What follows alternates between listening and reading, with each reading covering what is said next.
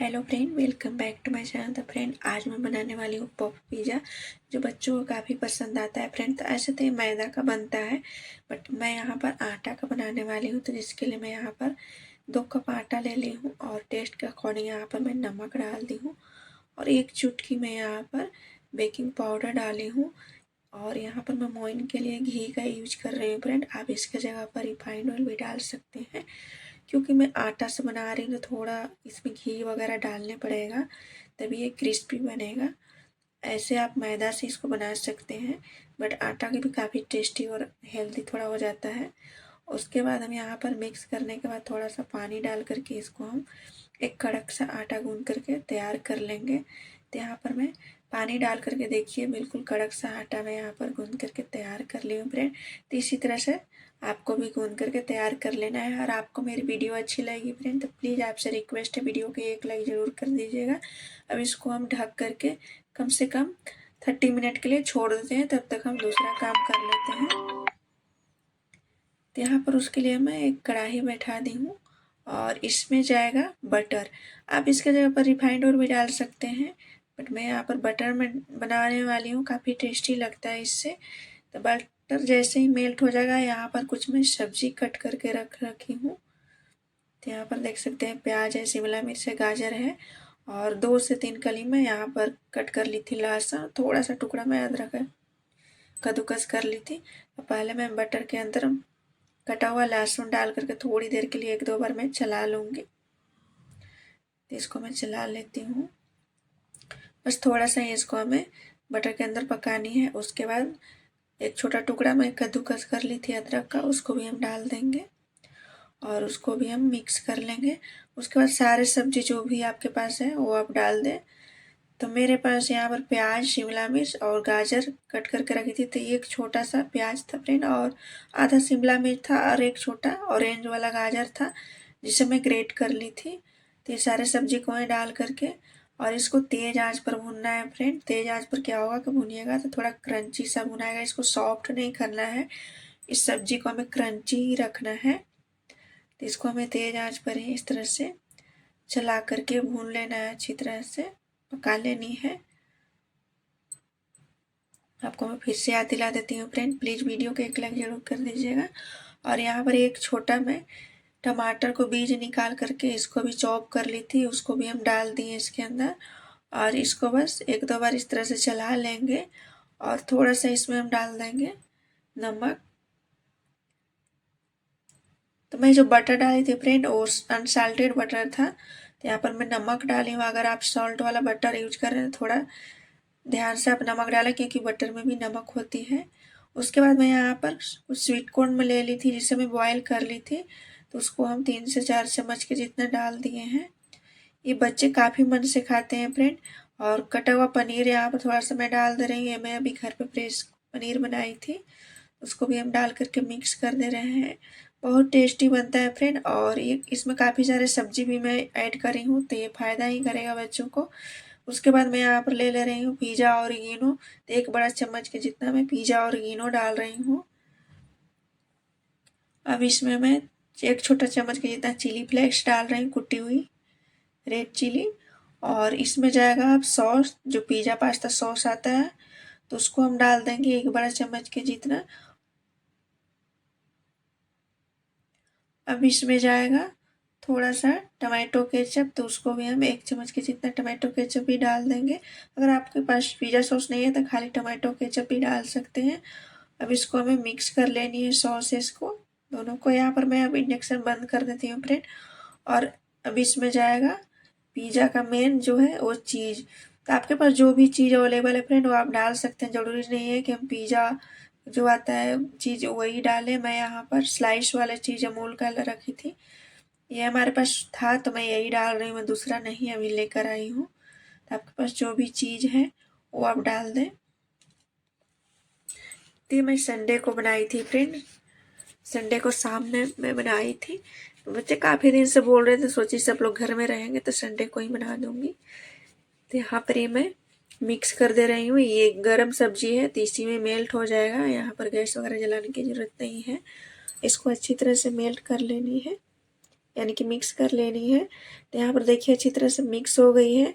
अब इसको हमें क्या करनी है,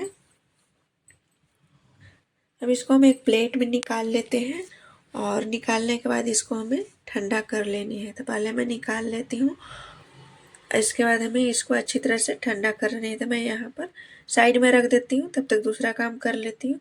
तो यहाँ पर आटा भी करीब 30 मिनट हो गई है, इसको भी हम चेक कर लेते हैं। तो इसको हम निकाल करके एक बार फिर से मैं मिक्स कर लेती हूँ इस तरह से। और आप मेरे यूट्यूब चैनल पर देख रहे हैं फ्रेंड, चैनल को अब तक सब्सक्राइब नहीं किए तो प्लीज़ चैनल को सब्सक्राइब कर दीजिएगा, और फेसबुक पर देख रहे हैं तो फॉलो कर दीजिएगा। कमेंट्स करके ज़रूर बताइएगा आपको मेरी वीडियो कैसी लगती है। यहाँ पर मैं 2 चम्मच मैदा ले ली हूँ और थोड़ा सा पानी डाल करके एक मैं यहाँ पर पेस्ट बना ली हूँ। इसको मैं साइड में रखती हूँ और इस आटा को मैं अब 2 भागों में डिवाइड कर देती हूँ, क्योंकि एक बार में नहीं बेलाएगा, ज़्यादा है। तो दोनों आटा को मैं यहाँ पर तोड़ ली हूँ। थोड़ा सा मैं यहाँ पर चॉपिंग बोर्ड पर ऑयल लगा ली हूँ और अब इसे हमें बेल करके तैयार करना है। तो आप जिस तरह से रोटी बेलते हैं उतना ही पतला आपको रखना है फ्रेंड। तो यहाँ पर मैं पहले बेल लेती हूँ। तो यहाँ पर पतनौल वगैरह सूखा आटा मैदा कुछ भी नहीं लगाइएगा, ज़रूरत पड़ेगा थोड़ा सा ऑयल लगा करके बेल लीजिएगा। तो यहाँ पर देखिए एक पतला सा मैं बेल ली हूँ। अब इसको हमें एक पट्टी की तरह कट करना है। उससे पहले मैं इसको इस तरह से शेप दूंगी, चारों साइड से मैं कट करके चौकोर शेप हमें इसको देना है। तो मैं चारों साइड से इस तरह से कट करके बराबर कर ली हूँ, एक कट बीच में लगाई हूँ। और अब इसको हम एक पट्टी बनाएंगे। तो इसको आपको एक ही साइज में रखना है फ्रेंड, यानी कि इक्वल साइज में रखना है आपको। तो मैं एक पट्टी को दूसरे पट्टी के ऊपर रख करके इसका साइज में करूँगी, एक ही साइज का करूँगी। तो जो थोड़ा एक्स्ट्रा रहेगा उसको हम कट करके हटा देते हैं।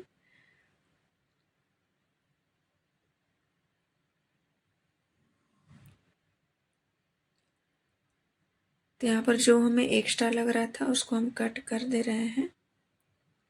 बिल्कुल एक साइज में हमें रखनी है।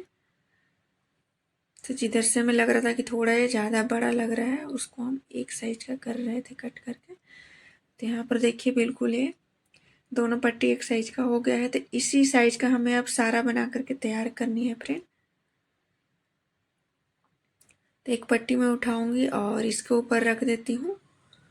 अब इसको भी हमें कट कर लेनी है।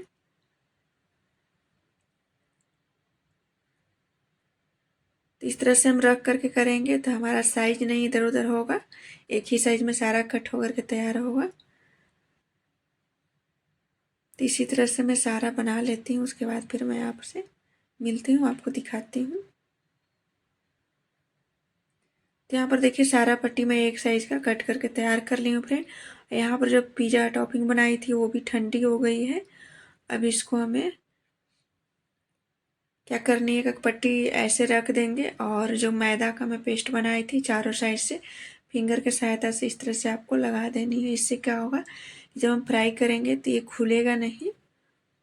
तो सारे जितना पट्टी है उसका आधा पट्टी में आप लगाएं, यानी कि आपका अगर 10 पट्टी बन करके तैयार हुआ है तो आप 5 में लगाएं। तो यहाँ पर मैं अभी 2 में लगा दी हूँ और इसके ऊपर मैं इस तरह से टॉपिंग डालूंगी। तो आपको ध्यान रखना है, थोड़ा आपको ठंडा करने के बाद ही ये काम करना है फ्रेंड। तो इसमें ज़्यादा नहीं डालिएगा, नहीं तो फिर ये पट्टी चिपकाते टाइम प्रॉब्लम होती है। तो थोड़ा कम ही डालिएगा। तो यहाँ दोनों पट्टी में जिसमें मैं यहाँ पर मैदा का पेस्ट लगाई थी दोनों पे मैं डाल दी हूँ और एक पट्टी उठाएंगे या इसके ऊपर हम इस तरह से लगाएंगे और फिंगर की सहायता से इस तरह से हम दबाते जाएंगे, यानी कि इसको हमें अच्छी तरह से सील कर देनी है।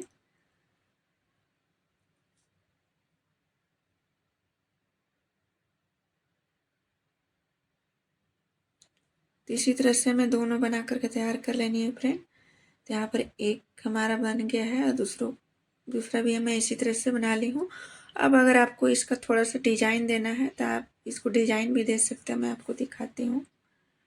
तो यहाँ पहले अच्छी तरह से आप दबा करके सील कर लें ताकि ये खुले नहीं, किसी किसी भी तरह से। तो यहाँ पर अच्छी तरह से मैं सेट कर ली। यहाँ पर एक मैं कांटा ले लिया यानी कि फोक, इसको इस तरह से मैं लगाती जाऊंगी तो एक अच्छा सा डिजाइन बन करके तैयार हो जाएगा। इसे देखने में काफ़ी अच्छा लगता है और अच्छी तरह से सील भी हो जाती है। तो यहाँ पर दिखाती हूँ मैं, इस तरह से बन करके हमारा तैयार हुआ है। तो इसी तरह से मैं सारा बना करके तैयार कर ली हूँ फ्रेंड।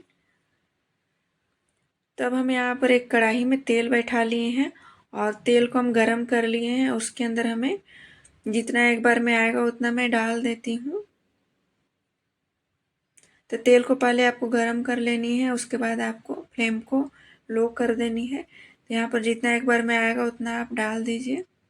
थोड़ा सा मैं सेक कर रही हूँ चारों साइड से, तेल इसके ऊपर आ जाए और ये अच्छी तरह से पक जाए। अब इसको हम पलट देते हैं। जब आपको एक साइड का पक जाए फ्रेंड तो दूसरी साइड को भी आप पलट कर किसी तरह से पका लें। तो यहाँ पर बच्चे काफ़ी देर से वेट कर रहे हैं कब बनेगा। तो यहाँ पर देखिए इस तरह से कलर भी चेंज हो गई, अच्छी तरह से पक गई। अब इसको हम निकाल लेते हैं। तो मैं इस तरह से बर्तन में निकाल लेती हूँ, थोड़ा बहुत जो एक्स्ट्रा ऑयल आ जाएगा वो भी निकल जाएगा। तो यहाँ पर एक बैच हमारा बन करके तैयार हो गई है फ्रेंड। इसी तरह से मैं यहाँ पर दूसरी बैच को भी डाल देती हूँ और दूसरी बैच को भी इसी तरह से मैं फ्राई करके निकाल ले रही हूँ। तो यहाँ पर टोटल 3 बैच में हमारा बन करके तैयार हुआ था फ्रेंड। तो यहाँ पर मैं सारा इसी तरह से बना करके तैयार कर ली हूँ।